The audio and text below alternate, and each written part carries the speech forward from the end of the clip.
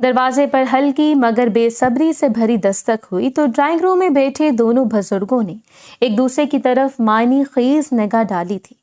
अगले ही लम्हे दरवाजा खुला और हमाद दुरानी लंबे डग भरता अंदर आया। सफेद शलवार कमीज पहने, गले में मर्दाना चादर डाले। इसे देखकर मालूम हो रहा था वो वाकई कोई वडेरा है। माथे पर खफगी की शिकने, हाथ में मोबाइल और आंखों में वही पुराना जिद भरा इस्तराब। वो सलाम किए बगैर सीधा दाएं जाने वाले सोफे पर जाकर बैठ गया था। जैसे इसे यहाँ आना तो पड़ा है मगर दिल अभी तक दरवाजे पर खड़ा झिझक रहा हो। ज़मान दुरानी ने मूंछों के नीचे तेज सी सांस भरी और इसके जानिब देखते हुए निहायत दुरुस्त लहजे में बोले, आधा घंटा पहले बुलाया था तुम्हें। इनकी आवाज़ भारी थी मगर कंट्रोल्ड। महफिल कब की ख़त्म हो चुकी है बाहर और तुम अब आ रहे हो, और ऐसी महफिल मुनक्किद करने की ज़रूरत क्या थी? कितनी वाहियात लड़कियां बुलाई थी तुमने, कितनी मुश्किल से मैंने घर की ख़वातीन को अंदर भेजा। आइंदा मेरी हवेली में ऐसी औरतें दाखिल नहीं होनी चाहिए। और तुम अपना बताओ, कहाँ थे? इनके लहजे का जलाल लम्हे भर के लिए कमरे की फ़िज़ा थाम चुका था। हमाद हाथ से मोबाइल मेज़ पर फेंकते हुए बोला, सिगरेट पी रहा था मैं, इसलिए देर हो गई। मैंने भी मना किया था कि आप मेरी शादी एक अनचाही लड़की से ना करें, लेकिन आपने मेरी बात नहीं सुनी, तो फिर आप क्यों ये तवक्को करते हैं कि मैं आपकी बात सुन लूँगा?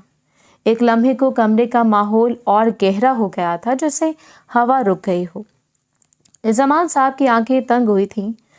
वो इसको देखते हुए सख्त लहजे में बोले, क्या हो गया तुम्हें हमाद? आखिर कौन सी ऐसी आग लगी है कि मैं तुम्हारे लिए कोई फैसला भी नहीं ले सकता? जिससे तुम्हारी शादी करवाई है वो मुकम्मल एक लड़की है। क्या कमी है इसमें?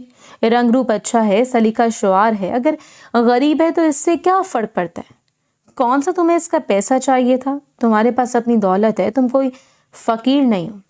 हमाद सीधा होकर बैठा मगर लहजा अब भी तेज था, जज्बात दबाए हुए मगर हर लफ्ज़ चुपता हुआ था। बाबा, जिंदगी के फैसले इंसान खुद करता है। आपने एक गरीब लड़की से मेरी शादी कर दी। पता नहीं कहाँ से आपका दोस्त पैदा हो गया जो मरते वक्त आपसे कोई वादा लेकर गया था। ठीक है, मैंने निकाह कर लिया, लेकिन कम से कम बता तो देते कि आज ही रुखसती कर रहे हैं। आपने निकाह करवाया, रुखसती की, इसे मेरे घर ले आए और अब मेरे कमरे में बिठा दिए। ये कहाँ का असूल है? आपकी बात बिल्कुल ठीक है, मुझे इसका पैसा नहीं चाहिए, लेकिन माशरे में चलने के लिए एक स्टैंडर्ड होता है जो इस लड़की के पास नहीं है। और ऊपर से अम्मी कह रही हैं कि पोता पोती चाहिए। आखिर हुआ क्या आप सबको?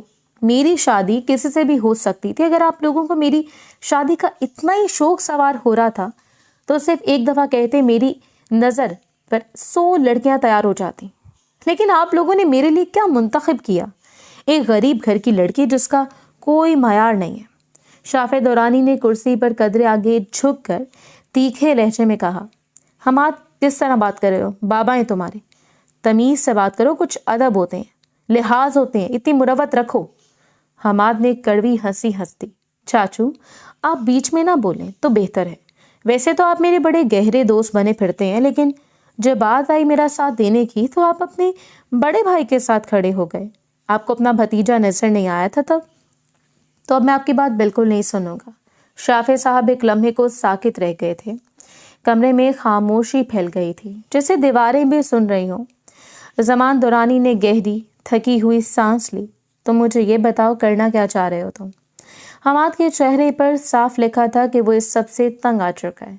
वो उतारने हुए लहजे में बोला, मैं इस लड़की से कोई रिश्ता नहीं बनाना चाहता। मुझे वो नहीं चाहिए, इससे मेरे कमरे से अभी के अभी निकालें। मैं इसे कबूल नहीं करूँगा। लफ्ज़ हवा में तीर बनकर लटक गए थे। वो मज़ीद कुछ कहता इससे पहले ज़मान साहब धार कर बोले, ऐसा मुमकिन नहीं है हमाद, तुम इस रिश्ते को निभाओगे, इसे बीवी का दर्जा दोगे, इसके साथ ज़िंदगी गुजारोगे, और हाँ, हमें पोता पोती भी दोगे। बस बहुत हो गया, तुम हमेशा अपनी मर्जी करते आए हो, लेकिन अब तुम्हें इस चीज़ की इजाज़त नहीं देंगे। इस घर में मौजूद वो लड़की एक इंसान है, जानवर नहीं, जिसे तुम कबूल ना करने के दावे कर रहे हो। इस घर में इस लड़की का सबसे गहरा रिश्ता ही तुमसे है, तो बेहतर है अपनी हदूद बरकरार रखो और लफ्ज़ों का चुनाव बेहतर करो। हमाद के चेहरे पर तलखी मजीद गहरी हो गई थी। बाबा, एक अजनबी लड़की के लिए आप मेरे साथ ये सब कर रहे हैं? अपने बेटे से? ज़मान दुरानी की आवाज़ एकदम तेज़ हुई थी। वो अजनबी नहीं है, वो अब दुरानी खानदान की बहू है, मेरे बड़े बेटे की बीवी, और इसकी इज्जत, इसकी हिफाजत, इसका मुकाम अब मेरी जिम्मेदारी है। और तुम अगर हमारी जिम्मेदारी से दस्तबरदार होने की कोशिश करोगे, खुदा की कसम मैं तुम्हें जिंदा नहीं छोड़ूंगा। हमाद की आंखों में लम्हे भर को हैरत संजीदगी उभरी थी, जैसे पहली बार इस हकीकत के वजन को महसूस कर रहा हो, मगर अगले ही लम्हे वो खफगी से हट गया था। जमान साहब हाथ उठाकर सख्ती से बोले, अब जाओ यहाँ से हमाद, अभी। मेरे गुस्से की हदें तुम नहीं जानते, मैं तुम्हारा बाप हूँ और रिश्तों को कैसे कायम रखा जाता है ये भी मुझे बखूबी आता है। कमरे में एक भारी खामोशी उतर आई थी। हमाद ने अपने वालिद की आंखों में चंद लम्हे तक घूर कर देखा। गुस्सा, बेबसी, चोट, सब कुछ इकट्ठा था। फिर वो बेआवाज खड़ा हो गया, मोबाइल जेब में डाला और बगैर एक लफ्ज कहे दरवाजे की तरफ बढ़ गया था। जाते हुए इसकी पुश्त सीधी थी मगर कदमों में बोझ था। दरवाजा हल्की सी आवाज के साथ बंद हुआ और ड्राइंग रूम में सिर्फ बड़ों की गहरी बोझल सांसें रह गई थी। दूसरी जानिब इसके कमरे में मध्यम सुनहरी रोशनी जल रही थी, हल्की सी, जैसे किसी ने अंधेरा मुकम्मल खत्म करने की हिम्मत नहीं की हो। पर्दे आधे खुले थे और मौसम सरमा की खनक हवा अंदर तक नहीं आ रही थी, सिर्फ बाहर की खामोशी महसूस होती थी। कमरे के वस्त में सजे बेड के किनारे पर रामीन खामोशी से बैठी थी। सुर्ख रूसी लिबास के दामन पर इसकी उंगलियां बेमकसद हरकत कर रही थीं। आंखें झुकी हुई, सांसें बेतरतीब और दिल ऐसे धड़क रहा था जैसे वो किसी नामालूम फैसले का इंतजार कर रहे हो। वो गरीब नहीं थी मगर हालात ने इससे बेहद छोटा, टूटा और मजबूर बना दिया था। निकाह होते वक्त भी दिल में अजीब सा खौफ था और अब इस अजनबी कमरे में बैठी इससे अपना वजूद भी अजनबी लग रहा था। चंद लम्हों बाद अचानक दरवाज़ा पूरी कुव्वत से खुला। हवा का झोंका और कदमों की तेज शाप एक साथ अंदर आई। रामीन चौंक कर सीधी हो गई थी। हमाद की मौजूदगी महसूस करते वो खुद में सिमट सी गई थी। दरवाजे पर हमाद खड़ा था, चेहरा तपा हुआ, आंखों में बेकाबू गुस्सा और होंठ सख्ती से भींचे हुए थे। वो कुछ लम्हे तक बस इसे घूरता रहा जैसे इसकी मौजूदगी ही इसके लिए नागवार हो। फिर यकदम इसकी आवाज़ तेज धार की तरह कमरे में फैली, किसकी इजाज़त से तुम मेरे बेड पर बैठी हो? क्या मैंने तुम्हें यहाँ बैठने की इजाज़त दी है? रामीन बुरी तरह बड़बड़ा गई, हाथ कपकपा गए, दिल जैसे सीने से बाहर आने को बेताब था। हमाद एक कदम अंदर आया, आंखों में मजीद सख्ती भर गई थी। जवाब दो, क्या मैंने इजाज़त दी थी तुम्हें? पूछा था मैंने। इसके लफ्ज़ कमरे की दीवारों से टकराकर वापस गूंजने लगे थे। रामीन ने धीमी डरी हुई आवाज़ में बोली, वो मैं बैठ गई थी बस। आपकी अम्मी। बिल्कुल चुप, आवाज़ नहीं आई तुम्हारी। तुम्हें मेरा बाप यहाँ लाकर फेंक गया है, मैं नहीं, इसलिए मेरे सामने जुबान खोलने से पहले भी 1000 बार सोच लेना। हमाद की बात काटते हुए जोर से बोला, उतरो, फौरन उतरो मेरे बिस्तर से। बिला वजह मेरा बिस्तर तुम्हारी वजह से गंदा हो जाएगा। रामीन कपकपाती हुई फौरन खड़ी हो गई थी। कदम लड़खड़ाए मगर खुद को संभाल लिया था। हमाद आहिस्ता आहिस्ता इसकी तरफ बढ़ा, जैसे हर कदम इसके जब्त को मजीद खतरनाक बना रहा हो। वो आकर इससे ऊपर से नीचे तक घूरता रहा, फिर तेज लहजे में बोला, अगर तुम्हारे दिमाग में ये झूठा ख्याल आ रहा है कि मैं तुम्हें बीवी का दर्जा दूंगा तो अभी ये बात अपने दिमाग में ठूंस लो। तुम मेरे लिए सिर्फ इस घर की नौकरानी हो, इससे ज़्यादा तुम्हारी मेरी नज़र में कोई औकात नहीं। मैं तुम्हें इस घर में नौकरानी का दर्जा दे रहा हूँ, ये भी गनीमत जानना, वरना मेरा बस चले तो तुम्हें अभी कभी उठाकर बाहर फेंक दूँ। तुम इस लायक भी नहीं हो मेरी नज़रों में। रामीन की आंखें भर आई थी मगर वो कुछ बोल न सकी। हमाद की आवाज़ और सख्त हो गई थी, मेरे अलिफ से लेकर ये तक सारे काम तुम करोगी। मेरे कपड़े प्रेस करना, जूते पॉलिश करना, खाना मेरा वक्त पर बनेगा और सुबह जब मैं उठूँगा तो मेरे साथ कमरे से बाहर निकलोगी। अपनी मर्जी से अकेले गई ना तो हड्डियाँ तोड़ दूंगा तुम्हारी। समझ आए? मुझे तुम्हारी तरफ से कोई शिकायत नहीं चाहिए। इस घर में आई हो तो मुझे भी फ़ायदा पहुँचाओ। रामीन सहमे हुए लहजे में बोली, मैंने कुछ नहीं किया, मैं बेकसूर हूँ। आप मेरे साथ ऐसा क्यों कर रहे हैं? وہ مزید کچھ کہتی اس سے پہلے وہ اس کی بات کاٹتے ہوئے بولا، میرے سامنے مظلومیت کے ڈرامے مت کرنا، میرے سامنے تمہارے یہ ڈرامے بالکل کام نہیں آئیں گے۔ حماد کی آواز مزید تیز ہو گئی تھی۔ بہت شوق تھا نا تم لوگوں کو وصیت وعدے مجھ سے شادی کرنے کا، بتاتا ہوں میں حماد دورانی کیا ہوتا ہے۔ جب میری مرضی شامل نہیں ہو میں سامنے والے کو زندہ نہیں چھوڑتا، موت کی وادی میں پہنچا دیتا ہوں۔ میری مرضی کے خلاف جانے کی جرت کی گئی ہے، اتنی آسانی سے تو نہ میں تمہیں چھوڑوں گا اور نہ اپنے باپ کو۔ تمہیں ایسی اذیتیں دوں گا کہ تم سوچ بھی نہیں سکتی، اور اپنے باپ کو بزنس میں اتنا نقصان پہنچاؤں گا کہ وہ مجھ سے پناہ مانگیں گے۔ رامین کا دل پوری شدت سے لرز گیا، اسے دونوں ہاتھ خود میں سمیٹ لیے تھے جیسے خود کو بچانے کی آخری کوشش ہو۔ حماد نے ناگواری سے اسے دیکھا۔ جاؤ اور یہ لباس بدلو، یہ چھن چھن کی آواز سے میرا دماغ خراب ہو رہا ہے، سمجھ نہیں آتا تمہیں؟ اس کے آخری جملے میں سختی کے ساتھ ساتھ عجیب سی نفرت بھی شامل تھی۔ رامین کی سانس رکنے لگی تھی، وہ کچھ کہنا چاہتی تھی، شاید صفائی، شاید التجا، مگر حماد اسے گھورتے ہوئے تیز آواز میں بولا، جا کر بدلو یہ سب ابھی، کھڑی میرا منہ کیا دیکھ رہی ہو؟ یہ کہتے وہ اس کے بازوں کو سختی سے تھام کر اسے ڈریسنگ روم کی طرف دھکیلنے لگا تھا۔ رامین کے قدم کانپ رہے تھے، آنکھوں سے نمی بہہ نکلے تھی۔ وہ 2 قدم آگے گیری سنبھال دی، پھر آہستہ آہستہ ڈریسنگ روم کی طرف بڑھ گئی۔ دروازہ بند ہونے کی ہلکی آواز کے ساتھ پورا کمرہ جیسے ٹھنڈا پڑ گیا تھا، اور باہر حماد کے اندر کا سارا غصہ ابھی بھی دہکتے انگاروں کی طرح جل رہا تھا۔ وقت دھیرے دھیرے گزرتا جا رہا تھا۔ کچھ دیر بعد وہ باہر آئے۔ حماد اوندھے منہ گہری نیند سو چکا تھا، وہ بھی بالکل خاموشی سے اس کے پہلو میں دراز ہو گئی تھی۔ ایک لمحے کے لیے حماد کی آنکھ کھلی تھی، مگر وہ نظر انداز کیے سوتا رہا تھا۔ اگلی صبح کا سورج پوری آب و تاب سے روشن ہوا تھا۔ کمرے میں صبح کی نرم ہلکی روشنی پھیلی ہوئی تھی۔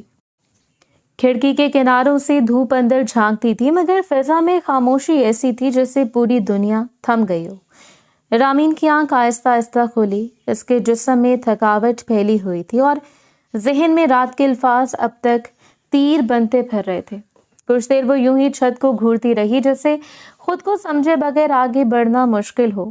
آخر اس نے لمحہ بھر کو آنکھیں بند کی، گہری سانس لی اور ہمت جمع کر کے اٹھ بیٹھی۔ سر گھوما مگر اس نے جھک کر قدم نیچے رکھے اور واش روم کی طرف گئی۔ پانی کے ٹھنڈے چھینٹے لگے تو تھوڑی دیر کے لیے دل کی بے چینی کم ہو گئی، مگر جسم کا بوجھ وہی رہا تھا۔ باہر آئی تو حماد اب بھی گہری نیند میں تھا۔ اس کا چہرہ رات والے غصے سے خالی تھا جیسے ساری شدتیں نیند میں جا کر بجھ گئی ہوں، مگر رامین کے لیے اس کی نیند بھی خوف کا سایہ رکھتی تھی۔ وہ خاموشی سے ڈریسنگ ٹیبل کے سامنے بیٹھی، بال سیدھے کیے، دوپٹہ ٹھیک کیا اور اس کے جاگنے کا انتظار کرنے لگی تھی۔ پیٹ میں شدید بھوک مچل رہی تھی۔ رات سے اس کے حلق میں بس پانی گیا تھا، مگر اس نے خود کو روک لیا تھا۔ اس نے کہا تھا جب تک وہ نہ جاگے وہ نیچے نہیں جائے گی۔ یہ خیال اس سے مزید بے چین کرتا جا رہا تھا۔ 2 گھنٹے اور گزر گئے تھے۔ کمرے کی گھڑی کی سوئیاں چیخ چیخ کر وقت بتا رہی تھیں۔ بھوک اب کمزوری میں بدل رہی تھی۔ 10 بجے اچانک دروازہ بجا۔ رامین اچھل کر اٹھی، لپک کر دروازے کی طرف گئی تھی۔ کھولا تو سامنے گھر کی ملازمہ مؤدبانہ انداز میں ہاتھ باندھے کھڑی تھی۔ السلام علیکم بیگم صاحبہ، نیچے آپ دونوں کو بلایا ہے۔ رامین نے گھبرا کر پیچھے سوئے ہوئے حماد کی طرف دیکھا۔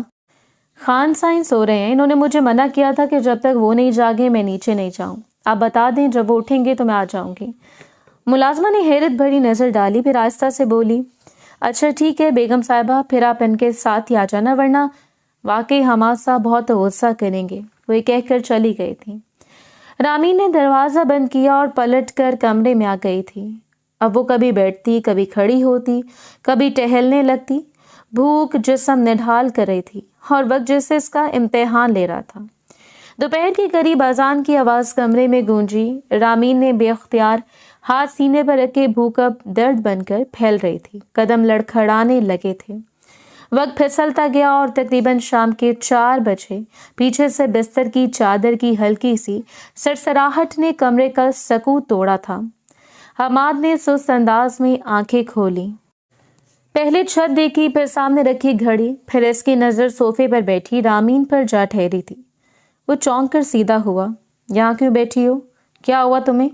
इसका बुझा बुझा चेहरा न जाने क्यों इसे परेशान कर गया था। रामीन फौरन उठ खड़ी हो गई। कपड़ों का दामन हाथों में समेट गया था। मुझे बहुत भूख लग रही है, बहुत। मैं निढाल हो रही हूँ। वो अब चाह कर भी खुद को बोलने से रोक नहीं पाई थी। इसकी आवाज़ फट रही थी, आंखें भर आई थी। मुझे रोना भी आ रहा है। प्लीज़ कुछ खाने को दे दें। आपने कहा था ना कि आपके बगैर नीचे नहीं जाना। हमाद ने इसकी हालत देखी तो चंद लम्हे चुप रहा, फिर माथे पर बल डालकर बोला, अगर इतना बुरा हाल था तो मुझे उठाया क्यों नहीं? मरने का कुछ ज़्यादा ही शौक आ गया तुम्हें? वो कुछ कहने वाली थी मगर हमाद ने सामने पड़ा, इंटरकॉम फौरन उठाया और गुस्से भरे अंदाज में बोला, 2 मिनट में नाश्ता भेजो ऊपर, अभी देर नहीं करना। सेट रखकर वो रामीन की तरफ पलटा। और वो ये कैसी आवाज़ निकाल रही हो? ठीक से बात करो। मनमना क्यों रही हो मेरे सामने? ये मजलूमियत वाली हरकतें मत किया करो। न जाने क्यों अचानक इसकी फिक्र सताने लगी थी। रामीन फौरन सर झुका गई थी। जी मैं बस डर गई थी, रात को आप बहुत गुस्से में थे। हमाद ने नागवारी से सांस खारिज की, जैसे इसकी वजाहत इसे मजीद बुरे लग गई हो। अब ये ड्रामे बंद करो। वो कमरे के वार्डरोब की तरफ बढ़ा, दरवाज़ा खोला और बोले, मेरे कपड़े निकालें या नहीं? रामीन धीरे से बोली, जी रखे हैं वॉशरूम में। वाइट शलवार कमीज़ निकाला है। हमाद बगैर कुछ कहे कपड़े उठाता अंदर चला गया। दरवाज़ा धीमी आवाज़ से बंद हुआ। रामीन वहीं खड़ी रह गई, भूख, कमज़ोरी और खामोशी, खौफ के दरमियान, जैसे अब भी वो पूरी तरह सांस नहीं ले पा रहे थे। चंद लम्हे बाद वो कमरे का दरवाज़ा बज उठा। इसने दरवाज़ा खोला तो सामने मुलाजमा खड़ी हुई थी, हाथ में खाने की ट्रे लिए। वो खाना अंदर रख कर चली गई थी, जबकि वो बिना कुछ भी कहे सीधा खाने की मेज़ की जानिब गई थी और चुपचाप खाना तनावुल करने लगी थी। वो चाह कर भी इंतज़ार नहीं कर पाई थी।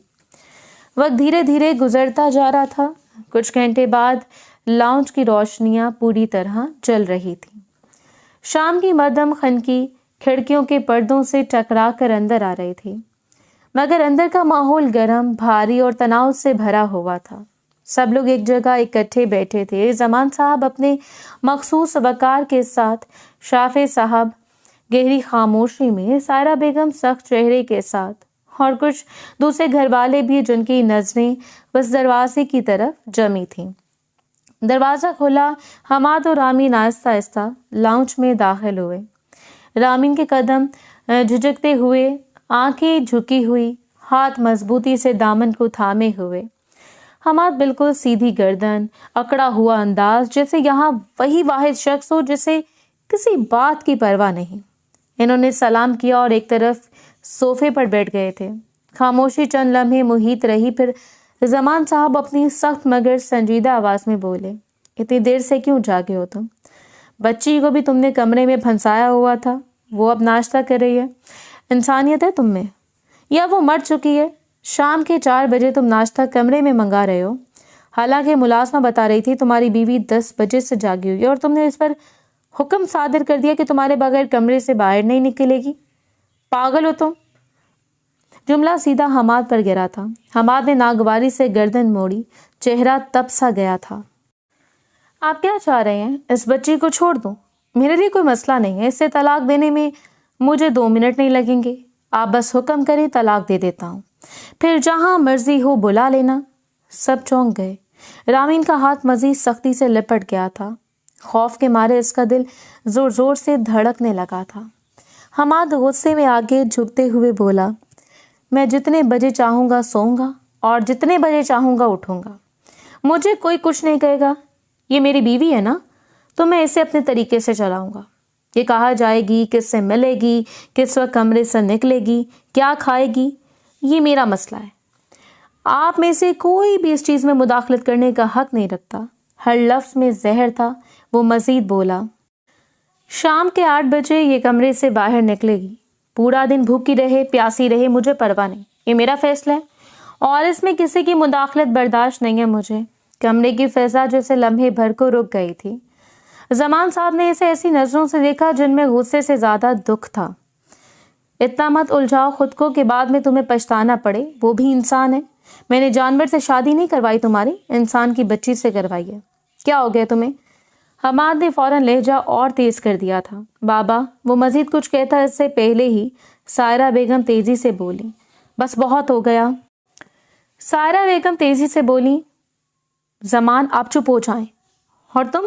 وہ حماد کی طرف انگلی اٹھا کر بولی. یہ کس طریقے سے بات کر رہے ہو؟ اپنے باپ سے چپ ہو جاؤ. ابھی کے ابھی. اب میں تمہاری مزید باتیں برداشت نہیں کروں گی. ایسی تربیت نہیں کی ہے میں نے تمہاری. یہ پہلی بار تھا کہ کسی نے اس کے غصے پر ڈائریکٹ روک لگائی ہو. حماد یکدم کھڑا ہوا. صوفے کے نیچے قالین ہل سا گیا تھا.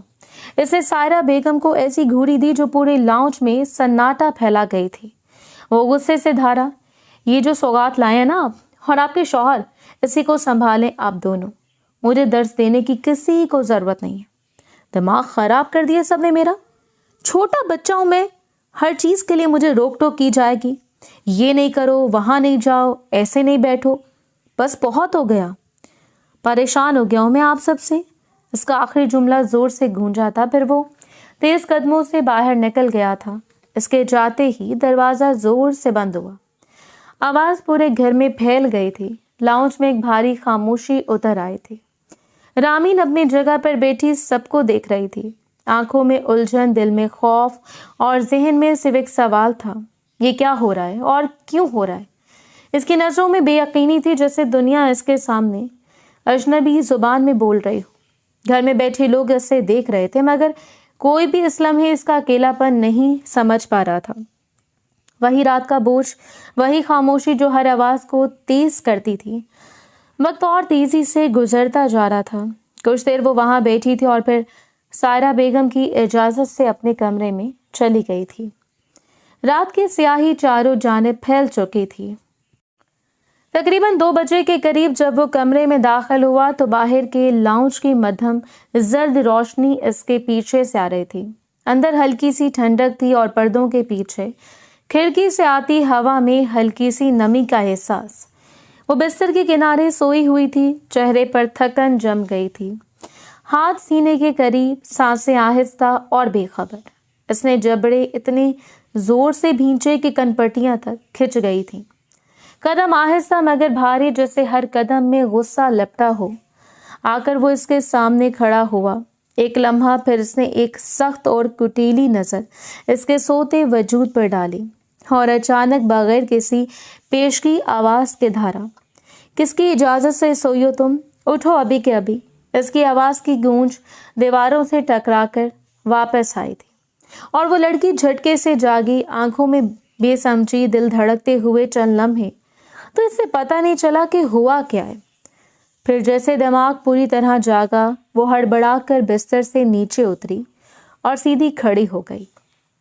پاؤں ننگے، ہاتھ کانپتے ہوئے تھے. وہ بازوں باندھے اسے دیکھ رہا تھا، جیسے ہر سانس اس کا حساب مانگ رہی ہو. وہ اسے دیکھتے ہوئے دھاڑا. جب نیچے شام کے وقت بابا مجھے باتیں سنا رہے تھے تو تم اپنی زبان بند کر کے کیوں بیٹھی تھی؟ تم بول نہیں سکتی تھی کہ تم بھی آرام کر رہی تھی؟ اور ملازمہ سے یہ بکواس کرنے کی ضرورت کیا تھی کہ میں نے تمہیں نیچے جانے سے روکا تھا؟ وہ گھبراہٹ سے پلکیں چھپکنے لگی. آواز کپ کپ آئی تھی. میں آرام نہیں کر رہی تھی، سچ میں نہیں.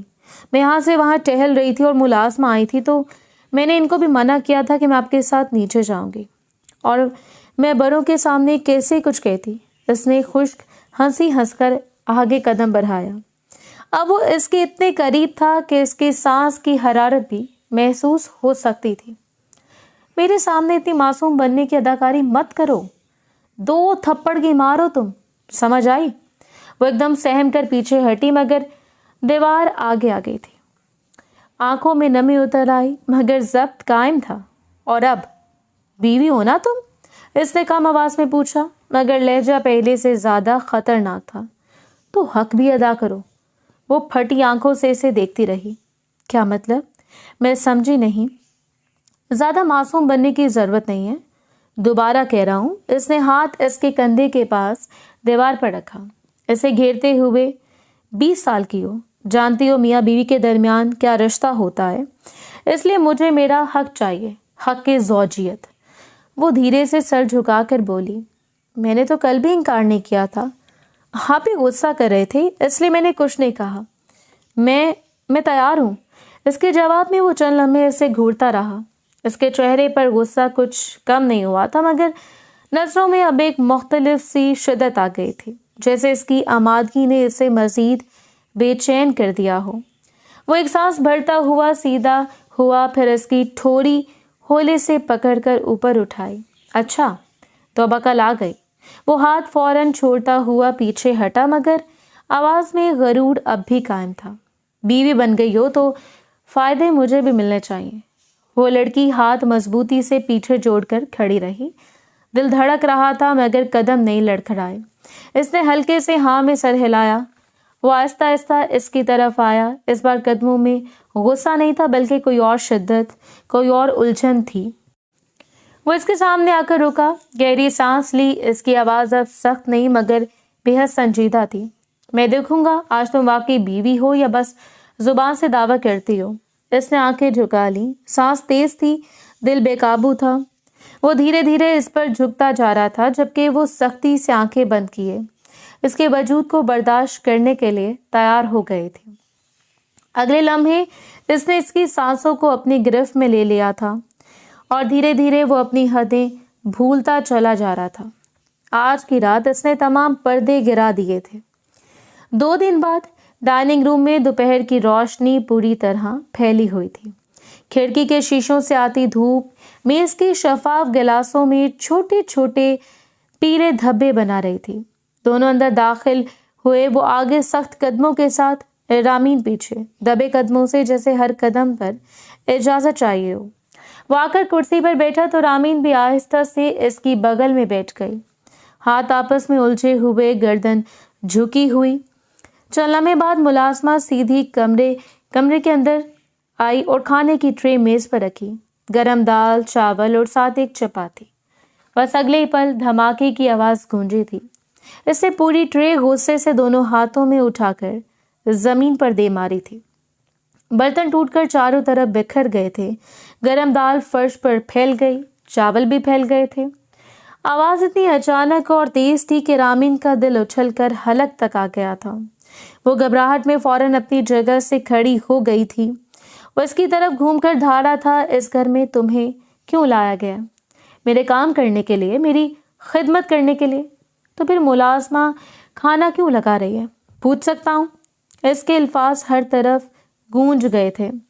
رامین پلکیں جھپکتی ہوئی گڑبڑا کر بولی، مجھے نہیں پتا، مجھے تو کسی نے بولا ہی نہیں، ورنہ میں بنا دیتی آپ کے لیے۔ وہ کرسی کے ہتھے پر ہاتھ مارتا ہوا چیخا، اب بول رہا ہوں نا، جاؤ اور بناؤ میرے لیے ناشتہ۔ میں یہیں بیٹھ کر انتظار کر رہا ہوں، تمہارے ہاتھ کا ہی کھاؤں گا۔ اب تم ہی بناؤ گی گھر کا کھانا۔ بہت کر لیا تم نے آرام۔ وہ گھبرا کر ایک لمحہ اسے دیکھتی رہی، پھر ڈرتے ہوئے بولی، اچھا آپ کیا کھائیں گے یہ تو بتا دیں۔ اس کے چہرے پر جیسے آگ بھڑک اٹھی تھی۔ تھپڑ کھاؤ گے تم؟ تب سمجھ آ جائے گا کہ صبح ناشتے میں کیا کھایا جاتا ہے۔ رامین فوراً پیچھے ہٹی، دل زور زور سے دھڑک رہا تھا۔ وہ جلدی سے کچن کی طرف بڑھ گئی تھی، قدم تیز، آنکھیں نمی سے دھندلی تھیں۔ کچن کے اندر خاموشی تھی، صرف چولہے پر چائے ابالنے کی ہلکی سی آواز سنائی دے رہی تھی۔ اس نے ہاتھ کانپتے ہوئے انڈا توڑا، پراٹھا بیلا، چائے بنائی۔ بار بار اس کی دھار کانوں میں گونجتی جا رہی تھی، ماتھے پر پسینہ، دل میں عجیب سی گھبراہٹ موجود تھی۔ 15 منٹ بعد وہ ٹرے اٹھائے ڈرائنگ روم میں واپس آئی تھی۔ ٹرے بھاری تھی مگر وہ اسے مضبوطی سے تھامے رہی تھی، سامنے میز پر رکھی اور دھیرے سے بولی، آپ کا ناشتہ۔ وہ ٹرے کو دیکھ کر ناک سکیڑتے ہوئے بولا، اتنا بھاری ناشتہ کون کرتا ہے صبح صبح؟ رامین نے ہمت کر کے آہستہ سے جواب دیا، دوپہر کے 3 بج رہے ہیں، یہ تو کھانے کا وقت ہی ہوا۔ بس یہ کہنا تھا۔ وہ غصے میں آگے جھکا، آنکھوں میں خون اترا ہوا تھا۔ بہت زبان چلنے لگی ہے تمہاری۔ اس نے انگلی اٹھا کر دھمکی آمیز لہجے میں کہا، یہ زبان نا تمہاری گدی سے لپیٹ دوں گا میں، اگر میرے سامنے چلانے کی جرت کی تو۔ رامین کا چہرہ زرد پڑ گیا تھا، اس کے ہاتھ لرز اٹھے تھے۔ وہ تیوی چڑھا کر کھڑا ہوا اور گرایا، اور دفع ہو جاؤ یہاں سے اپنی شکل لے کر۔ رامین کے ہونٹ کپ کپ آئے، مگر وہ ہمت کر کے دھیرے سے بولی، میں؟ کیا مجھے کھانا نہیں دیں گے؟ وہ ایک دم واپس پلٹا، نگاہیں اس کے چہرے میں گھس گئی تھی۔ بیٹھو اور ٹھوس لو، بلکہ تم ہی کھاؤ، مجھے نہیں کھانا کچھ۔ اس نے کرسی زور سے پیچھے دھکیلی، فرش پر چڑچڑاہٹ پھیلی اور وہ تیزی سے باہر نکل گیا تھا۔ قدموں کی آواز آہستہ آہستہ مدھم ہوتی گئی تھی۔ رامین چند لمحے تک دروازے کی سمت دیکھتی رہی، اس کی پشت نظروں میں گم ہوتی رہی، پھر وہ آہستہ سے کرسی پر بیٹھ گئی۔ ہاتھ ابھی تک کانپ رہے تھے۔ سامنے انڈا، پراٹھا، چائے سب بھاپ چھوڑ رہے تھے، مگر اس کے اندر جیسے کچھ ٹوٹ گیا تھا۔ اس نے چھوٹے چھوٹے لقمے منہ میں ڈالنے کی کوشش کی، مگر حلق رونے کی شدت سے بند ہو رہا تھا۔ اس کی آنکھوں سے آنسو بے آواز بہہ رہے تھے، پھسلتے ہوئے ٹھہرے بغیر، ایسی خاموشی میں کہ صرف اس کی سسکیوں کی ہلکی سی لرزش محسوس ہوئی تھی۔ باقی سب کچھ بے جان، جیسے کسی نے اس دوپہر کو بھی سزا بنا دیا ہو۔ وقت دھیرے دھیرے گزرتا جا رہا تھا، ان کے رشتے میں کوئی تبدیلی نہیں آئی تھی۔ پورا ایک مہینہ بیت چکا تھا، رات گہری ہو چکی تھی، کمرے کی مدھم پیلی لائٹ صوفے کے کناروں پر ہلکی سی چمک ڈال رہی تھی۔ حماد دورانی صوفے کی ایک طرف ٹیک لگائے بیٹھا تھا، لیپ ٹاپ کی اسکرین اس کے چہرے پر نیلی سفیدی پھیلا رہی تھی۔ انگلیاں کی بورڈ پر تیزی سے چل رہی تھیں، جیسے وہ کسی اندیکھے غصے کو لفظوں میں بدل رہا ہو۔ واش روم کا دروازہ آہستہ سے کھلا، رامین دھیرے سے باہر نکلی، اس کے چہرے پر تھکن، آنکھوں میں نمی اور قدموں میں عجیب سی جھجک تھی۔ وہ چند لمحے دروازے کے پاس کھڑی سے دیکھتی رہی اور وہ پوری طرح لیپ ٹاپ میں گم تھا، جیسے اس کا وجود کمرے میں تھا ہی نہیں۔ پھر وہ آہستہ آہستہ چلتی ہوئی اس کے قریب آئی۔ فاصلہ جتنا کم ہوتا گیا، اس کا دل اتنی زور سے دھڑکتا جا رہا تھا۔ آخر وہ اس کے قدموں کے پاس بیٹھ گئی، زمین پر بالکل اس کے سامنے۔ اس نے ہچکچاتے ہاتھ اٹھائے اور اس کے گھٹنوں پر رکھ دیے تھے۔ حماد چونکا، نظریں اسکرین سے ہٹ کر اس پر آئیں۔ کچھ لمحوں تک خاموشی چھائی رہی، مگر اس خاموشی میں بھی تناؤ اتنا گہرا تھا کہ سانس لینا مشکل ہو جائے۔ رامی نے سر جھکا لیا تھا، اس کی آواز دھیمی لرزتی ہوئی تھی، جیسے بات کرتے ہوئے بھی اسے اجازت چاہیے ہو۔ چند لمحے وہ خاموش رہی اور پھر سر جھکائے بولی، سائیں جی، کل میرے بابا کے سال کا ختم ہے، میں اپنے گھر جانا چاہتی ہوں۔ شادی کو 1 مہینہ ہو گیا ہے، میں ابھی تک گئی نہیں۔ سب مجھے یاد کر رہے ہوں گے اور کل ہم سب کے لیے بہت دکھ کا دن ہے۔ مجھے میری فیملی بہت یاد آ رہی ہے۔ پلیز آپ مجھے کل لے جائیں گے یا پھر کسی کے ساتھ بھیج دیں، میں آپ سے گزارش کر رہی ہوں۔ لہجہ کانپتا ہوا تھا۔ حماد نے لیپ ٹاپ بند نہیں کیا تھا، بس نظریں قدرے سخت ہو کر اس پر جم گئی تھیں۔ شادی ہو چکی ہے نا؟ وہ سرد لہجے میں بولا۔ تو سب ختم ہو گیا ہے، اب تمہاری نئی زندگی شروع ہو چکی ہے میرے ساتھ۔ پرانا بھول جاؤ، کہیں نہیں جاؤ گی۔ تمہارے سارے رشتے صرف مجھ سے جڑے ہیں۔ اس کے دل پر جیسے کسی نے پتھر رکھ دیا۔ وہ فوراً رونے لگی تھی۔ ایسا ظلم مت کریں، وہ میری فیملی ہے، میں آپ کی ہر بات مانتی ہوں، جو آپ کہتے ہیں کرتی ہوں۔ پلیز مجھے جانے دیں، میں ایسے کیسے اپنے گھر والوں سے رشتہ توڑ سکتی ہوں؟ آنسو تیزی سے اس کی گالوں پر پھسلنے لگے تھے۔ وہ ہاتھ جوڑے اس کے گھٹنوں پر رکھے، اب کانپنے لگی تھی۔ حماد کی آنکھوں میں ایک عجیب سا ٹھہراؤ تھا، ٹھنڈا، سخت، بے حس۔ تمہیں پتہ ہے، اس نے آہستہ مگر کاٹدار لہجے میں کہا، جب کسی کو اس کی مرضی کے خلاف کسی کے ساتھ باندھ دیا جائے تو کیسا لگتا ہے؟ وہ پل بھر کر رکی، سانس جامد ہو گیا تھا۔ وہ جھکا، اس کی آنکھوں میں سیدھا دیکھتے ہوئے بولا، میں چاہتا ہوں تم وہی فیل کرو جو میں کر رہا ہوں۔ مجھے تمہارے ساتھ زبردستی باندھا گیا ہے، میں نہیں چاہتا تھا تمہارا ساتھ۔ یہ جملہ اس کے دل میں تیر کی طرح لگا تھا۔ وہ نم آنکھوں سے اس کو دیکھنے لگی تھی، حیران ہو کر۔ وہ مزید بولا، لیکن میں رہ رہا ہوں، برداشت کر رہا ہوں نا، تو اب تم بھی وہی کرو گی جو میں چاہوں گا۔ وہ دھیرے سے پیچھے ہوئی، آنکھوں سے بہتے آنسو تھمنے کا نام نہیں لے رہے تھے۔ اگر ایسا نہیں کر سکتی تو دفع ہو جاؤ۔ یہ الفاظ چاقو کی نوک جیسے تھے۔ رامین کے ہونٹ کپ کپ آئے۔ اس نے آخری کوشش کی، آخری امید، میرے بابا کے سال کا ختم ہے، نیاز ان کی، پلیز میں صرف چند گھنٹوں کے لیے چلی جاؤں۔ وہ پورا جملہ بھی نہیں بول پائی تھی کہ حماد نے منہ پھیر لیا، جیسے اس کی باتیں ہوا تھی، وزن نہیں رکھتی تھی۔ اس نے لیپ ٹاپ بند کر دیا، مگر رامین کی طرف دوبارہ نہیں دیکھا تھا، بس اتنا بولا تھا، بات ختم، اور صوفے کی پشت سے سر ٹکا کر آنکھیں بند کر لی تھی، جیسے اس کی التجا، اس کا درد، اس کی آنکھوں کی نمی سب غیر ضروری ہو۔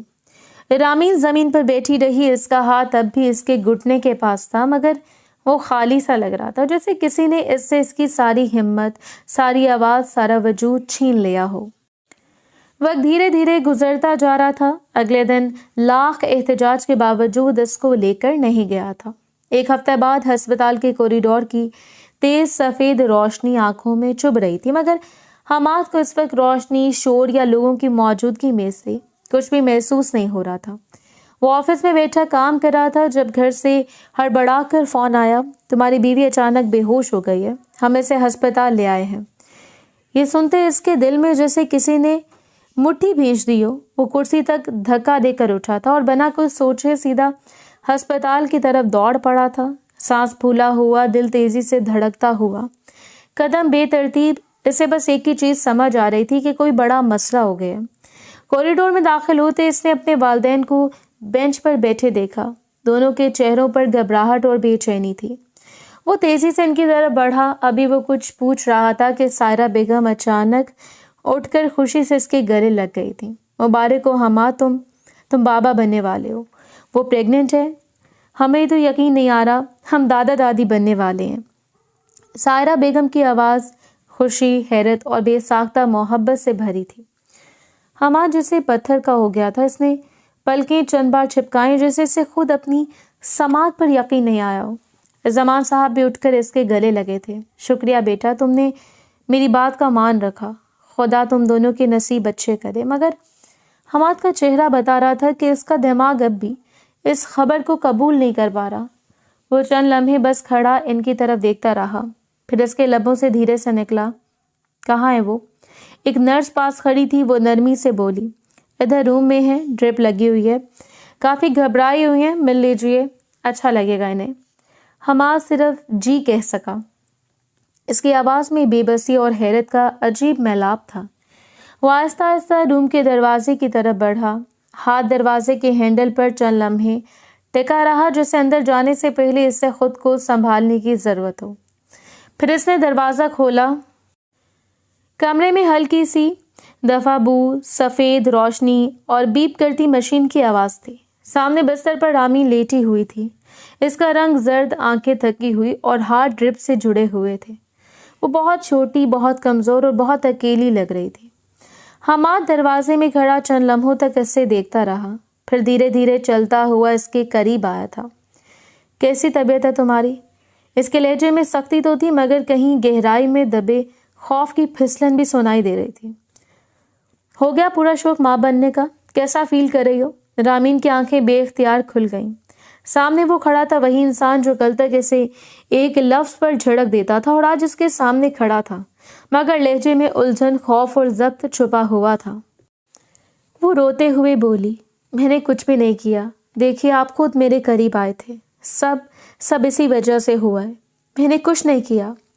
حماد نے ماتھے پر ہاتھ پھیرا اور صوفے پر بیٹھتے ہوئے سخت لہجے میں بولا، کچھ بول رہا ہوں تمہیں، ڈانٹا ہے کیا؟ طبیعت کا ہی پوچھ رہا ہوں نا۔ پھر وہ تھوڑا آگے جھکا، بتاؤ کیسی ہے طبیعت؟ کچھ عجیب محسوس ہو رہا ہے، اگر کوئی گڑبڑ لگ رہی ہے تو ڈاکٹر کو بلا لوں۔ اس نے بے ساختہ اپنا ہاتھ اس کے پیٹ پر رکھا، ہلکا محتاط، جیسے چھونے سے بھی ڈر رہا ہو، کہیں تکلیف نہ دے دے۔ رامین نے آنکھیں نم کرتے ہوئے سر ہلایا، نہیں کچھ نہیں ہو رہا، امی نے سب باتیں ڈاکٹر سے کر لی ہیں، انہوں نے کہا ہے بس تھوڑا احتیاط کرنا ہے۔ حماد نے گہری سانس لی، اچھا ٹھیک ہے، میں ایک دفعہ ڈاکٹر سے خود بھی بات کر لوں گا۔ پھر اسے غور سے دیکھتے ہوئے بولا، تم ٹھیک ہو نا؟ رامین دھیرے سے بولی، ہاں میں ٹھیک ہوں، آپ پریشان نہیں ہوں۔ وہ ایک تلخ قہقہ دبا گیا، آنکھیں ہٹاتے ہوئے بولا، مجھے پریشان ہونے کی ضرورت بھی نہیں، اور تمہارے لیے تو خاص کر نہیں، مگر اس کی نظریں، اس کے لرزتے ہاتھ اور اس کے چہرے کے تناؤ نے خود ہی اس بات کو جھوٹا ثابت کر دیا۔ وہ پوری طرح جھنجھلایا ہوا، گھبرایا ہوا اور اندر ہی اندر کسی بڑی ذمہ داری سے لڑتا ہوا دکھائی دے رہا تھا۔ اور رامین وہ پہلی بار اس کی آنکھوں میں وہ چیز دیکھ رہی تھی جس کی توقع اس سے کبھی نہیں تھی، ڈر اور شاید تھوڑی سی فکر بھی موجود تھی۔ وقت کی رفتار نہ کبھی تھم سکی ہے اور نہ کبھی تھم پائے گی۔ ایک مہینہ بیت گیا تھا. لاؤنج میں ہلکی پیلی روشنی پھیلی ہوئی تھی. کھڑکی کے باہر اندھیرا گہرا ہو چکا تھا، مگر اس کا دھیان بار بار کچن کے روشن کاؤنٹر اور وہاں سے آتے برتنوں کی مدھم آواز پر جا ٹکتا تھا. ایک مہینہ گزر گیا تھا، مگر اس کے اندر کی بے چینی میں ذرا برابر کمی نہیں آئی تھی. وہ صوفے کے کنارے بیٹھا آستینے چڑھائے انگلیاں آپس میں پھنسا کر دبایا جا رہا تھا، جیسے کسی لمحے کا منتظر ہو. کچن میں جاتی ملازمہ نظر آئی تو فوراً سیدھا ہو کر بولا، رامین کہاں ہے؟ ملازمہ رکی، دوپٹہ درست کیا اور بولی، بیگم صاحبہ آپ کے لیے کھانا بنا رہی ہیں، کچن میں ہے. وہ مختصر سا ہم کہہ کر اٹھ کھڑا ہوا. قدموں میں ایک عجیب سا تناؤ تھا، جیسے خود کو مجبور کر کے چل رہا ہو. کچن کا دروازہ کھلا تو مسالوں کی بھینی خوشبو کے ساتھ ہلکی سی سیٹی کی آواز گونجی جو چولہے کے سامنے کھڑی تھی. سفید روشنی اوپر سے اس کے چہرے پر گر رہی تھی، جس میں تھکن بھی واضح تھی اور توجہ بھی. اسے دونوں ملازماؤں کو ایک اشارے سے باہر جانے کا کہا اور بڑھ کے رفتاری سے باہر نکل گئی. پھر وہ آہستہ سے اس کے پیچھے جا کر کھڑا ہو گیا تھا. اس کی موجودگی کا لمس نہ ہوتے ہوئے بھی رامین کے کندھے اکڑے. وہ جھٹکے سے مڑی اور ہلکا سا چونکی تھی. ڈر کیوں رہی ہو؟ وہ دانستہ ہلکی سختی چھپاتے ہوئے بولا. بھوت ہوں میں، کھا جاؤں گا تمہیں. وہ اپنی بے چینی چھپاتے ہوئے بولی. نہیں، میں بس گھبرا گئی تھی. آپ کب آئے؟ کچھ پینا ہے آپ کو؟ چائے بنا دوں؟ چائے کی ضرورت نہیں ہے، اس نے مختصر جواب دیا. میرا گھر کھانے کا موڈ نہیں ہے، ہم دونوں باہر جا رہے ہیں ابھی. وہ پلکیں چھپکتے اس کے سامنے ٹک گئی اور بے چینی سے بولی، نہیں یہ نہیں ہو سکتا. آواز دھیمی تھی مگر پوری یقین. کھانا بن چکا ہے، میں نے بریانی بنائی ہے، بابا کی پسند کا قورمہ بھی، اور میٹھے میں کھیر. آپ کو پسند ہے نا؟ وہ مسکراتی ہوئی بولی. اس نے ایک گہری سانس کھینچی. چہرے پر بے صبری کی لکیر ابھر آئی تھی. میں نے کہا نا ہم باہر جا رہے ہیں، یہ کھانا گھر والے کھا لیں گے، لیکن ابھی نہیں. اس کی نظریں بے اختیار کچن کی کھڑکی سے باہر کے اندھیرے پر جا ٹھہری تھیں. مغرب ہو گئی ہے، میری امی کہتی ہیں حاملہ عورتیں مغرب کے بعد باہر نہیں جاتی. اچھا نہیں ہوتا. وہ تنگ کر قریب آیا. یہ کیا بات ہوئی؟ دماغ زیادہ خراب کرنے کی ضرورت نہیں ہے، ہم جا رہے ہیں. اس بار وہ پوری مضبوطی سے کھڑی رہی، جیسے پیچھے ہٹنے کا کوئی سوال ہی نہ ہو. نہیں. اس کی آواز میں وہ ہچکچاہٹ نہیں تھی جو ایک ماہ پہلے اس کے چہرے پر ہوتی تھی. آپ مجھے چاہے ڈانٹ لیں، ناراض ہو جائیں، مگر میں نہیں جاؤں گی. مجھے میرا بچہ بہت عزیز ہے، میں رسک نہیں لے سکتی. ایک لمحے کی خاموشی دونوں کے بیچ جم گئی. چولہے پر ہلکی سی کھڑکھڑاہٹ کے علاوہ کوئی آواز نہیں تھی. وہ اس کی بات کاٹتے ہوئے بولا، آج تمہاری سالگرہ ہے، چل کر ڈنر کر لیتے ہیں. کچھ نہیں ہوگا، میں سنبھال لوں گا. رامین کی آنکھیں لمحہ بھر کو پھیلی رہ گئیں، جیسے اسے یقین نہ رہو. آپ کو یاد ہے؟ وہ منہ بنائے ہوئے بولا. ہاں یاد ہے. اب چلو. رامین نے آہستہ سے سرنفی میں ہلایا. اگر آپ کو کچھ کھانے کا شوق ہے تو گھر منگوا لیں، میں باہر نہیں جاؤں گی. بچے کے معاملے میں کوئی سمجھوتا نہیں ہوتا. اس نے ایک لمحے کے لیے اس کے چہرے کو غور سے دیکھا. پھر غیر ارادی طور پر اس کی نظر اس کے پیٹ پر جا ٹھہری، وہاں جہاں ایک نئی ذمہ داری خاموشی سے پروان چڑھ رہی تھی. اس کے تاثرات لمحے بھر کو ڈھیلے پڑے. وہ کچھ کہے بغیر پیچھے مڑا. آہستہ آہستہ قدم اٹھاتا کچن سے باہر نکل گیا. دروازہ دھیرے سے بند ہوا، مگر فضا میں ایک انجانا وزن باقی رہ گیا تھا. ایک ایسا وزن جو دونوں کو بدلنے والا تھا، چاہے وہ مانے یا نہیں. وقت اور تیزی سے گزرتا جا رہا تھا. 15 دن مزید بیت گئے تھے. زندگی اب بہتر طریقے سے چلنا شروع ہو چکی تھی. وہ جو بات بات پر اس کو جھڑک دیتا تھا اب محبت سے پیش آنے لگا تھا، نرمی کرنے لگا تھا. ڈائننگ ہال میں گرم روشنی مدھم سا سکون بکھر رہی تھی. لمبی میز پر بھاپ اٹھتی ڈشیں سجی تھیں، قورمہ، بریانی، کباب اور بیچ میں رکھا سلاد کا پیالہ جس پر ابھی تک چمچ نہیں لگا تھا. پورا خاندان کھانا کھانے میں مصروف تھا. چمچوں کی ہلکی آواز اور کبھی کبھار زمان صاحب کے کھانسنے کی گمبھیر گونج ماحول میں مل رہی تھی. صرف ایک ہی شخص تھا جس کا دھیان کھانے پر نہیں تھا، حماد. اس کی نظریں بار بار کچن کے دروازے کی طرف اٹھ رہی تھیں، جیسے کچھ تلاش کر رہی ہوں، جیسے دل بے چین ہو اور ہاتھ خود بخود ٹھہر نہیں سکیں. وہ بار بار پانی کے گلاس کی طرف ہاتھ بڑھاتا پھر چھوڑ دیتا. باقاعدہ محسوس ہو رہا تھا کہ وہ کسی لمحے کا شدت سے انتظار کر رہا ہے. کچھ ہی دیر بعد رامین نے کچن سے قدم باہر رکھا. اس کے ہاتھ میں کھیر کا چھوٹا سا پیالہ تھا. وہ خاموشی کے ساتھ میز تک آئی، پیالہ رکھا اور رک کر سب کو دیکھنے لگی. चेहरा थका हुआ मगर हल्की सी मुस्कुराहट फिर भी थी। हमाद ने जैसे इसे देखा, इसके अंदर का जब्त टूट गया था। वो सीधा बैठकर सबके चेहरों की तरफ देखते हुए बोला, देखें, इसका दूसरा महीना चल रहा है, तबीयत बिल्कुल ठीक नहीं है, अब ये किचन का कोई काम नहीं करेगी। चमचों की आवाज़ एकदम रुक गई। सबने चौंक कर ऐसे देखा। ये वही हमाद था जो शादी के आगाज में रामीन से 2 फुट दूर बैठकर भी नजरें अलग मोड़ लेता था।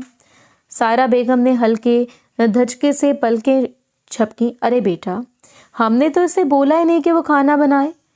खाना बनाने का हुक्म तुमने खुद दिया था, हमारे कहने पर नहीं। जमान साहब ने भी नरमी से बात बढ़ाई। हाँ भाई, ये अपनी मर्जी से किचन में खड़ी थी। हमाद ने माथा सुकेड़ा, दोनों हाथ मेज पर रखकर झुका और बोला, हाँ अब मैं हुक्म दे रहा हूँ, इसकी तबीयत ठीक नहीं होती, डॉक्टर ने कहा इससे आराम की ज़रूरत है। रामीन ने फौरन बात काटी, हल्का सा चौंक कर बोली, कब कहा डॉक्टर ने? मुझे तो याद नहीं है। डॉक्टर ने तो कहा था आखिरी महीनों में ध्यान रखना है। अभी तो इसकी बात पूरी नहीं होने दी गई थी, इससे पहले वो बोला, चुप रहो तुम। हमाद की आवाज़ सख्त नहीं थी मगर लहजा वाज़ा था। वो इस वक्त बहस के मूड में नहीं था। मुझे पता है क्या करना है और क्या नहीं, बैठो यहाँ।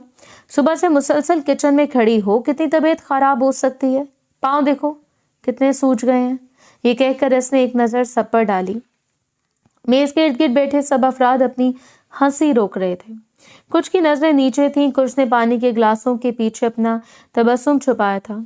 जमान साहब ने तो साफ अपने होंठ काट लिए थे। ये सब देखकर साफ लग रहा था इन्हें हमाद का ये नया रूप हैरान भी कर रहा था और खुश भी। सायरा बेगम ने मुस्कुराहट को दुपट्टे के नीचे दबाया और नरमी से बोली, बेटा ऐसी हालत में ऐसा होता है, थोड़ी थकन लगती है, लेकिन तुम कहते हो तो ठीक है, अब हम ज़्यादा एहतियात रखेंगे। हमाद ने गहरा सांस लिया, जैसे इस बात का यकीन चाहता हो। फिर इसने रामीन के सामने मौजूद कुर्सी घसीटी और बोला, बैठो, बस अब कोई काम नहीं करोगी। रामीन ने हैरत से इसकी तरफ देखा, फिर धीरे से बैठ गई, खामोश मगर वाज़ेह तौर पर इसके दिल की दीवार के पीछे एक अजीब सी नरमी पैदा हो रही थी। वो नरमी जो पलटकर कुछ कहने की जुर्रत नहीं करती, बस चुपचाप दिल के किसी कोने में ठहर जाती है। टेबल के ऊपर वाले हिस्से में जमान साहब ने हल्के से खंगार कर कहा, अच्छा भाई, अब खीर सर्व करो। बहू ने इतनी मेहनत से बनाई है और हमाद तुम भी खीर खाओ, आज तो तुम्हारी बात ही हरफे आखिर लग रही है। हंसी की हल्की सरगोशियां माहौल में फैल गई थीं और पहली बार हमाद ने नवाजों को नज़रअंदाज नहीं किया था। बस इतना सा मुस्कुराया जैसे इसे पता हो कि वो मजाक नहीं उड़ा रहे बल्कि इसकी बदलती हुई तवज्जो पर खुश हैं। रामीन ने सर झुकाया और पहली मर्तबा ऐसा लगा कि शायद वो अकेली नहीं है। वक्त धीरे धीरे गुजरता जा रहा था। 4 महीने का अरसा बीत गया था। वो बेड के किनारे बैठकर बच्चों के कपड़े अक्सर फैला रही थी। छोटे छोटे रंग बिरंगी लिबास, नरम टोपी और जूतियों के जोड़े इसके हाथ में आ रहे थे। आंखों में बेहद खुशी और थोड़ी उलझन के साथ कुछ लम्हे बाद हमाद वॉशरूम से बाहर आया। इसके कदम खामोश, लेकिन कदमों में वजन महसूस हो रहा था और वह इसके कपड़ों के बीच रुक गया। इसने इस पर निगाहें जमाई और बोला, कितनी दफ़ा देखोगी इन कपड़ों को, अब रख दो, सोना भी है तुम्हें, दवाई भी तुमने ठीक से नहीं ली और खाना भी नहीं खाया। रामी ने सर हिलाया और मुस्कुरा कर बोली, आपको पता है मुझे इतनी एक्साइटमेंट हो रही है मैं बता नहीं सकती। मार्केट में दिल चाह रहा था और भी चीज़ें लेने का, लेकिन आप जल्दी से ले आए। हमाद ने कदम बढ़ाया और इसके करीब होकर कहा, मैं दोबारा ले जाऊंगा, तुम्हारी तबीयत ऐसी नहीं है कि देर टाइम तक तुम्हें लेकर घूमता रहूं, जो भी दिल चाहेगा तुम ले लेना, अभी भी तो इतना सामान लिया है। रामीन कपड़ों को गोद में रखते हुए हंसकर बोली, मैं शुरू के दिनों में रोज़ 4 दफ़ा कपड़े तब्दील करवाऊंगी, कितना मज़ा आएगा, हमारा छोटा सा बेबी होगा, मैं इसे पूरे घर में लेकर घूमूंगी। हमाद फौरन बोला, कोई ज़रूरत नहीं है मेरे बच्चे को इस तरह नज़र लगवाने की, तुम खुद भी अब खुद को ढांप कर रखा करो, इतनी प्यारी हो रही हो तुम।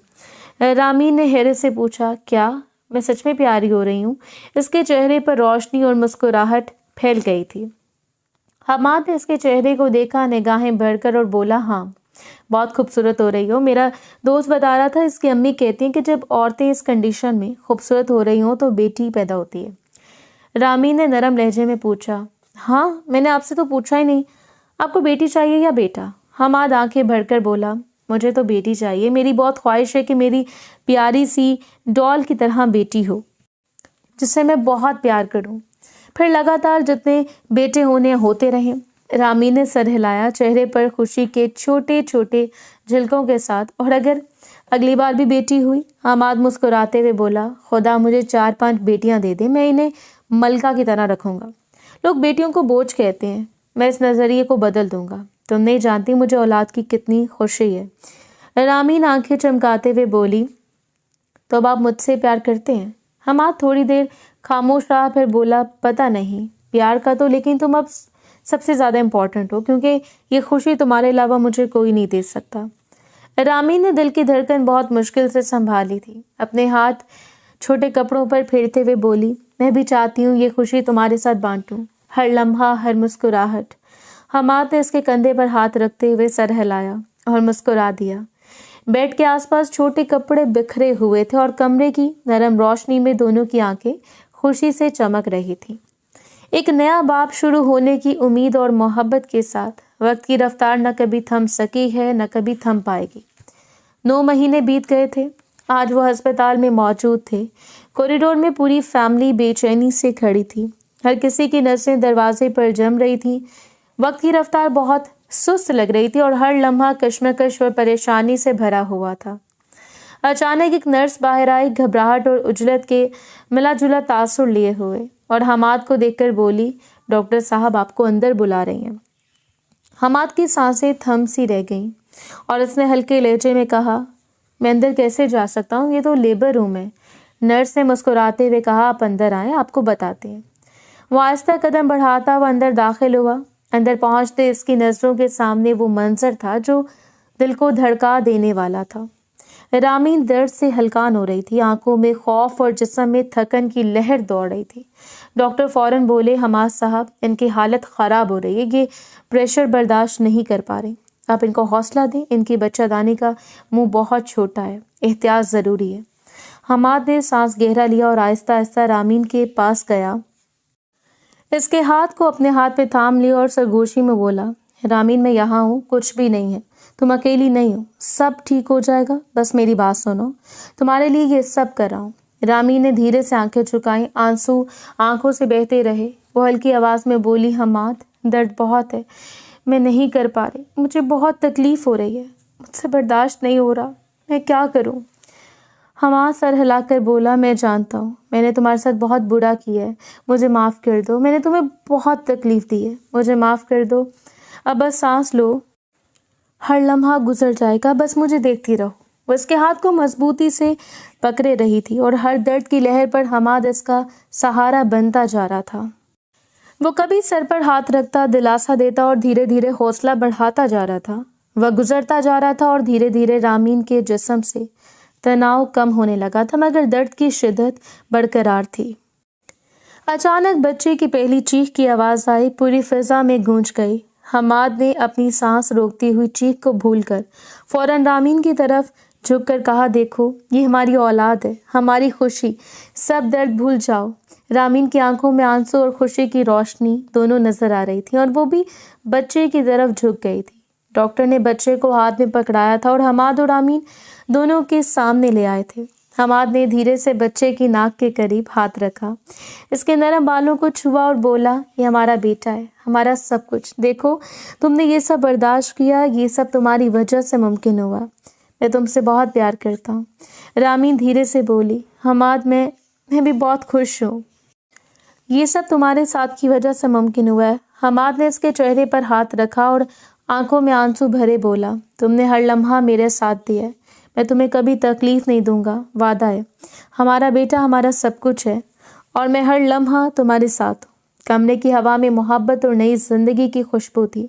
بچے کی نرم چیخ, والدین کی خوشی اور فیملی کی مسکراہٹ, سب کچھ ایک ساتھ گھل مل گیا تھا. حماد نے رامین کو گلے لگایا اور تینوں باپ, ماں اور بچہ ایک لمحے کے لیے دنیا سے الگ ہو کر صرف اپنے جذبات میں کھو گئے تھے. یہ لمحہ مکمل تھا, درد کے بعد سکون, خوف کے بعد خوشی اور تکلیف کے بعد محبت کی بلند ترین تصویر, جس میں ایک خاندان کی نئی زندگی اور محبت کی گہرائی سب کچھ ایک ساتھ محسوس ہو رہی تھی. بے شک ہر مشکل کے ساتھ آسانی ہے.